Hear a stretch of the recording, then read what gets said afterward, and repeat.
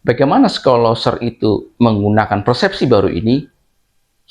Salah satunya adalah menggunakan visual cermin, karena dengan cermin itu yang tadinya dia tidak merasa membengkok, begitu lihat di cermin, oh ya ternyata bengkok, oke ternyata bahunya tinggi sebelah, ternyata celah antara badan dengan lengan juga tidak sama kanan dan kiri, ternyata ada geseran panggul ke kanan atau ke kiri. Setelah melihat itu di depan cermin, kemudian kita perlahan-lahan kita shifting ke arah tengah, kita geser tulang belakang itu ke arah tengah, kita bentuk postur yang baru, kita bentuk persepsi yang baru untuk kemudian seberapa jauh dia bisa ke sentral, bisa ke tengah. Nah, fase inilah kemudian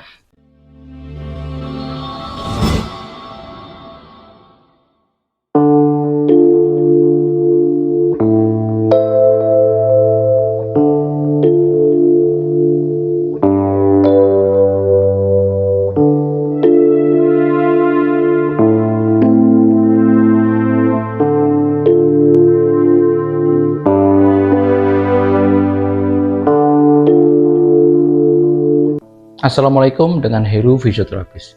Kali ini kita bicara lagi tentang skoliosis.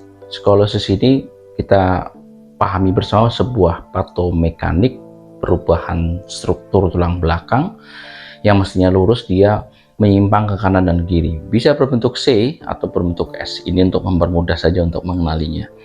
Terkait ini kami sudah menjabarkan bagaimana mendeteksi dini skoliosis tanpa alat, bisa dilihat di video sebelah kanan ini. Kemudian bagaimana skoliosis berpengaruh pada sesak nafas juga sudah tersedia videonya. Terus kenapa pada skoliosis sering muncul adanya punuk juga sudah kami sediakan videonya. Video yang lalu kami menjabarkan tentang kasus skoliosis yang bertambah parah justru setelah pemakaian brace sekian waktu. Di situ kita menyebutkan terkait persepsi. Nah, persepsi ini penting sebagai fase awal pada pengenalan kasus skoliosis pada pasien-pasien skoliosis. Jadi begini, sebelum masuk ke fase latihan yang progresif, gerakan-gerakan yang kompleks, entah itu specific exercise, entah itu core exercise, entah itu menggunakan ball exercise, menggunakan matras exercise, kemudian ada juga yang menggunakan pool terapi atau hidroterapi, terapi kolam renang ya. Sebelum itu ada fase yang sangat penting, yaitu persepsi. Persepsi ini menjadi krusial karena seringkali skolioser itu tidak memahami kalau tulang belakangnya bengkok.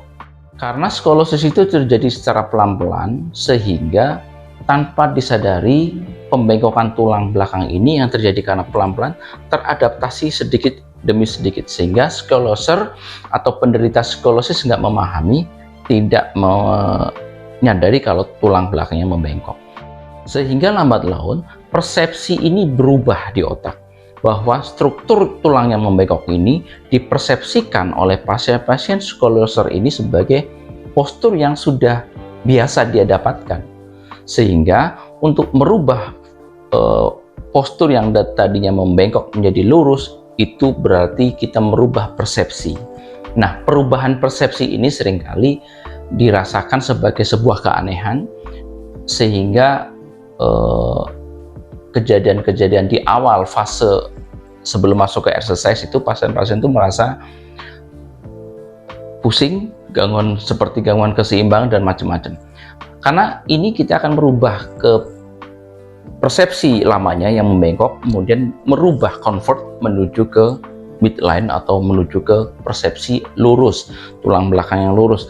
Tadinya membengkok dibuat menjadi lurus, maka otak menerimanya sebagai sesuatu postur yang baru. Nah, perubahan yang tiba-tiba ini membuat pasien merasa adanya gangguan-gangguan yang saya sebutkan tadi. Contoh persepsi yang paling mudah adalah seperti ini. Kalau saya bersedekap seperti ini, silakan Anda yang melihat video ini silakan bersedekap sesuai dengan kebiasaan Anda bersedekap. Kita nyaman dengan seperti ini. Semua Anda pasti nyaman dengan bersedekap. dengan pola Anda masing-masing, dengan persepsi Anda masing-masing. Sekarang persepsi itu kita rubah, pola itu kita rubah. Kita menggunakan pola yang baru, persepsi yang baru. Yaitu kalau saya bersedekap dengan cara tangan kanan ada di depan, tangan kiri ada di belakang. Buat Anda mungkin sebagian ada juga yang sama dengan saya, tapi juga ada yang kiri di depan. Nah sekarang saya balik, buat Anda yang kanan di depan, sekarang dibalik, kiri putar, kemudian kiri ada di depan. Atau yang sebaliknya, Anda yang tadinya kiri depan diputar sehingga kanan di depan. Nah saat menggunakan pola yang baru ini, persepsi yang baru ini, kita akan merasakan rasa yang aneh. Itulah persepsi yang baru. Sehingga bagaimana skoloser itu menggunakan persepsi baru ini?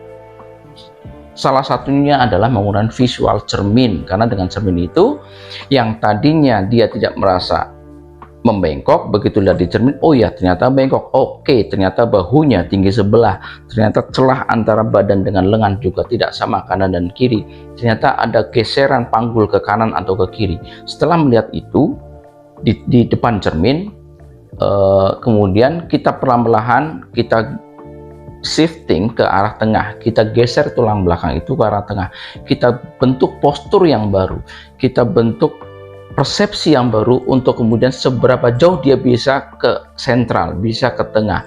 Nah fase inilah kemudian dia akan melihat persepsi barunya, pasien itu akan melihat persepsi barunya, oke ternyata saya bisa ke tengah, dan saat di tengah itulah kemudian seringkali dia merasa aneh, padahal itulah postur lurusnya, postur barunya. Jadi untuk teman-teman yang sedang berjuang dengan skolosis, teman-teman yang sedang memperbaiki posturnya, silahkan pertama bangun persepsi lurus, persepsi yang baru, new normal Anda, new postur Anda, dengan cara berdiri di depan cermin, santai rileks, sehingga dalam posisi yang santai rileks, pejamkan mata, Anda menggunakan persepsi lama Anda.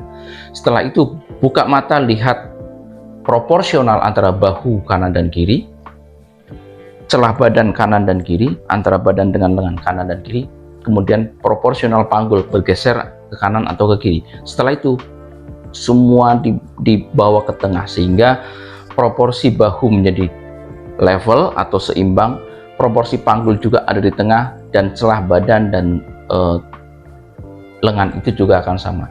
Kalau Anda merasakan sesuatu yang aneh, tidak apa-apa, karena proses untuk membuat new postur, new normal postur Anda akan dimulai dari melatih persepsi ini. Semoga membantu, tetap semangat, salam sehat, wassalamualaikum warahmatullahi wabarakatuh.